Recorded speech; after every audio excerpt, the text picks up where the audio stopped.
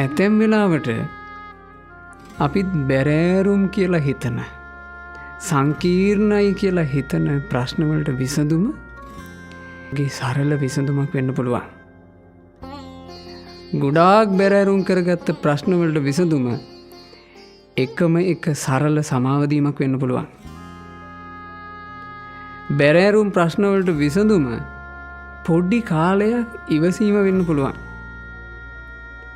බැරෑරුම් ප්‍රශ්නවලට විසඳුම තමන් නිහතමානීව ඒ ප්‍රශ්නය අමතක කිරීම වෙන්න පුළුවන්. අපි බැරෑරුම් කියලා හිතන ඇතැම් ප්‍රශ්නවලට විසඳුම තමන් හිනහ වෙලා ප්‍රශ්න අමතක කරලා ප්‍රියශීලීව කතා කිරීමක් වෙන්න පුළුවන්. ඉවසීම, කරුණාවන්තකම, මෛත්‍රිය මේ වගේ ගුණදන් අපේ ජීවිතවලට තියෙන පුදුම සුන්දර විසඳුම්. ඒ විසඳුම් කරා නොයන නිසාම ඇතැම් වෙලාවට අපි ප්‍රශ්න ගොඩාක් බැරෑරුම් කරගෙන තව කෙනෙකුට ප්‍රශ්න විසඳාගෙන හැදෙන්න බෑ කියන හිතක් අපට තියෙනවා.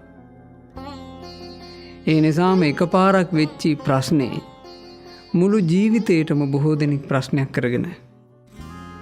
ඒ නිසා ප්‍රශ්න ඕනවට වඩා බරට ගන්න එපා. ඕනවට වඩා බරට ගැනීම නිසා ඇතැම් ප්‍රශ්න අසාමාන්‍ය විදිහට සංකීර්ණ වෙනවා. බුදුරජාණන් වහන්සේ ජීවමානව වැඩ ඉන්න කාලේ සෝන කියලා ස්වාමීන් වහන්සේ නමක් හිටියා. මං ඉක්මනින් ධර්මය අවබෝධ කර ගන්නවා කියලා මේ සෝන ස්වාමීන් වහන්සේ සෑහෙන්න වීරිය කළා. උන්වහන්සේගේ වීරිය කිරීම කොච්චරද කියන්නේ උන්වහන්සේ කකුල් පැලෙනකන් යටිපතුල් පැලිලා ලේනකන් සක්මන් කළා. සක්මනේ තැන තැනලේ මහා කාරුණික බුදුරජාණන් වහන්සේ මේක දැක්කා. සෝන ස්වාමීන් වහන්සේ ළඟට වැඩම කළා.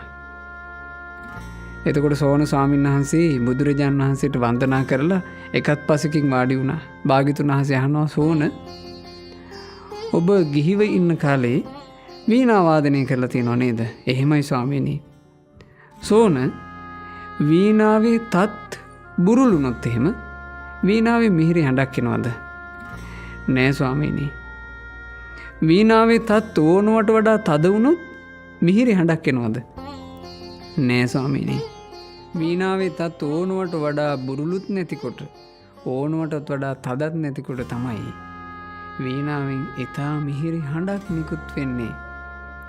ආන්ගේ වගේමයි ජීවිතේ ඇතැම් වෙලාවට අසාර්ථක වෙන්න හේතුව ඕනවට වඩා සැහැල්ලුවට ගැනීමයි. ඇතැම් වෙලාවට ජීවිතය අසාර්ථක වෙන්න හේතුව ඕනවට වඩා බරට ගැනීමයි. එනිසා හොඳින් තේරුම් ගන්නට ඇතැම් ප්‍රශ්නවල විසඳුම තියෙන්නේ ඔබ ළඟමයි.